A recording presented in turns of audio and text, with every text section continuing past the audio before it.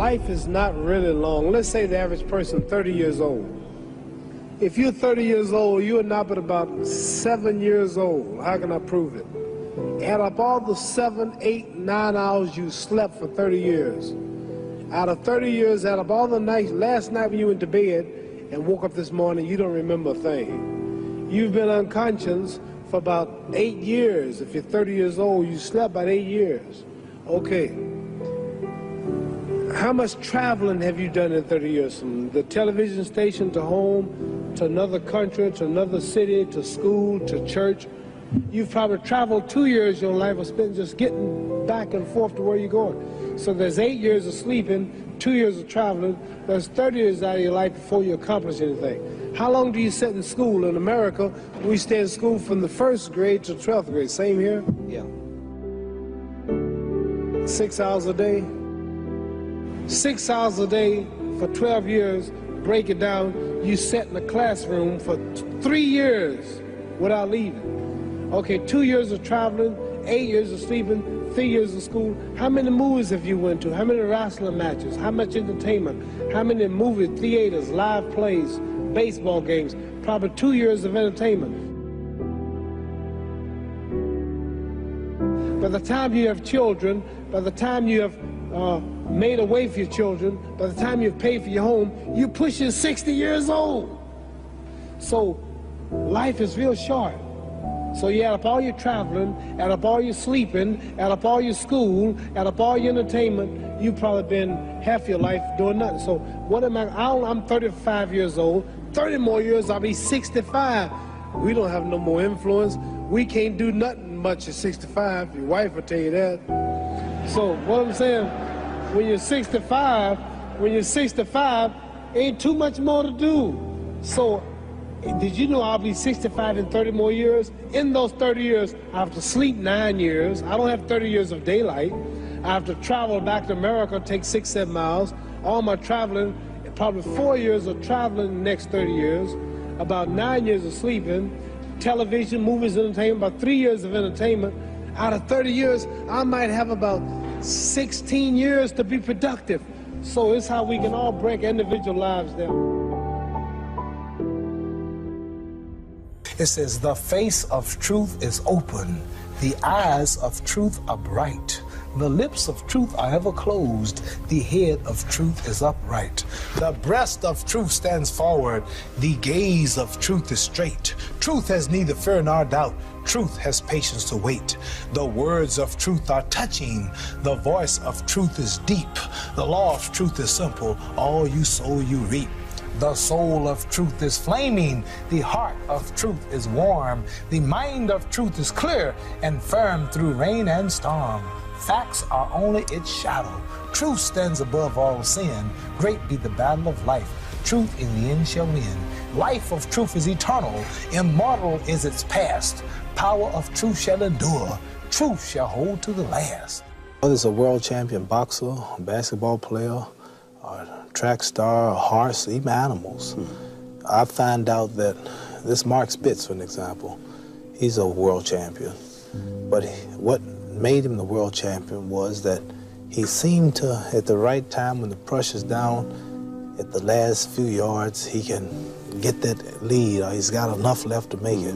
I fought Ken Norton, my last fight. The fight was even up until the last round, but I had something that he didn't have, although I'm much older, and that was the last-minute kick.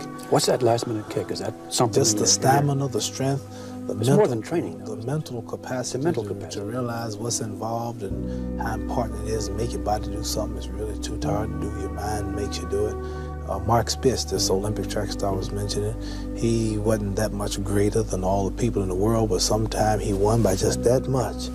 And a champion is just one who can come out at the last minute and close the show. As I say, the star closes the show. A 14, 15 round fight, and it's even, and usually this champion, you can depend on him to come through the last few seconds and find some energy. Is that mental discipline?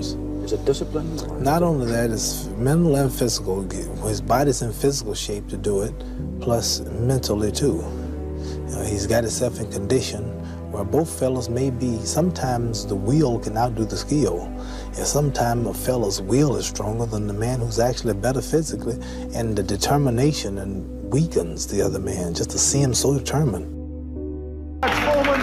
People are afraid of George Foreman. They talk about how hard he hits. The world has been deceived. You listen to me now. I've never told you wrong. The man don't hit hard. He knocked Joe Frazier down 6 times. He got up 6 times. Joe King Roman is Tokyo, Japan fight, the Puerto Rican champion, knocked him down 3 times, he jumped up 3 times. He knocked Ken Norton down 4 times, he jumped up 4 times. When have you ever saw the man say 7, 8, 9, 10, count his man out? When I hit Sonny Liston the second fight, he stayed out for the count of 10. Zora Foley stayed out for the count of 10. Cleveland Williams stayed out for the count of 10. What few I have knocked out stayed down. Sugar Ray Robinson knocked him out for the count of 30. Joe Louis, Marciana, Jack Dempsey, Jack Johnson, Archie Moore as a child, they knock him out cold. So this man has never knocked nobody out cold. He's a bully. He's slow. He has no skill, no footwork. He's awkward. And I have been giving him a name.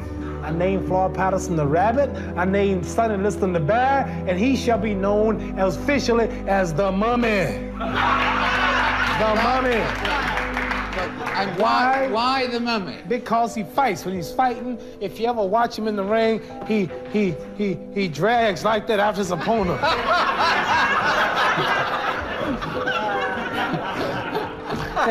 And how's a mummy gonna catch me? When you're fighting a mummy, you just keep a step ahead of the mummy. See? Yeah, just move on the mummy. No, mummy, I'm over here. No, mummy, I'm over here. Yeah, no, you're moving too fast. The mummy don't move that fast. Do you ever get frightened before a fight? Do you ever get nervous before a fight? I'm nervous, but not frightened. I'm nervous because I have a great insight on. I just don't see the audience. Every camera, I see millions of people. Like the Frazier fight was watched by 100 million people, which is 5 times the population of everybody in the United States. Just a picture arena with 1 million people. I imagine you couldn't see them all. And just think about 100 million and 100 million. And all those people and everything, that makes me nervous. Just the idea of me just being a humble fellow from Kentucky, got lucky in sports, and now here's the fight was piped into a place like Thailand, to the government house in Arabia, and the government officials took time off to watch the fight. And just for 2 men boxing, attracting so many people of all races and nationalities. In Hawaii, I understand, they stopped, closed all the factories, and the people, they set televisions on every other street corner. People came out watching the fight on the streets, and every bar in America, every house, even traffic was still during that fight. In Madison Square Garden, 10,000 people couldn't get in, and just over 1 man, and just imagine all them people watching you, that makes me nervous until I get started. I don't pay no attention to what they say about me. All I do is just do what I have to do and get paid, and that's it.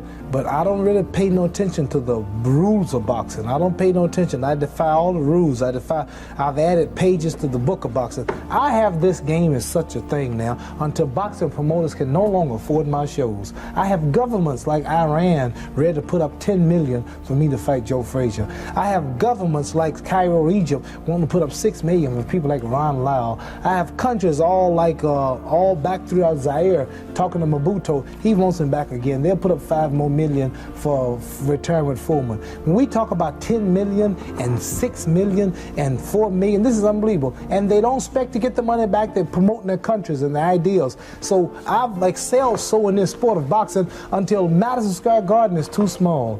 Yankee Stadium is too small. The Houston Astrodome, the biggest promoters in the wealthiest Americans and Englishmen you can get for promotions cannot just promote me no more. You understand? So I've not only added pages to boxing, but added new sections to the boxing book. You know, I'm sure Henry will tell you, any fighter that knows what's happening, you really can't plan a fight when you're meeting a man you've never met before, right? You just have to get your tools ready. Here's a car stops on the highway. They call the AAA or whatever and say, my car's broke down. What is it? Lady, she don't know it's broke. Well, the man comes with all the tools, and he come equipped to handle whatever the problem is. An astronaut goes into space, and he pretends that something happens to the ship before he take off. He gets out and he works on it. He's not looking for something to happen, but it might happen. So I just had everything ready. Now, after the first round, being here with a top professional, a man so great, had so many knockouts, never been defeated, never been even scratched, I didn't know really how good he was. So I had to come in, actually a little nervous, and with everything ready. After one round of dancing, I found out that this would tire me out. So I would have to resort to ropes. I figured that out after the first round. So I said, I'm gonna go to these ropes and I'm gonna let this man throw everything he can, let him tire himself out. He might look like he's winning, and if he don't hurt me, I'm gonna stay here. But if he should be as great as they say he is, if he hits as hard as they say he hit, when he hits you and breaks your arm, he knocked out Joe Frazier, I couldn't do it, knocked out Ken Norton. He was a big bad giant before the fight, you remember. Now you remember that, don't you? Yeah, I do. How bad he was? They don't say that now, but you remember he was a real bad cat the other day, right? Don't forget that. Now, after I found out he didn't have it, I stayed there. But if he had had what I thought he had had or what they said he had, I'd have kept running, hoping I wouldn't get tired.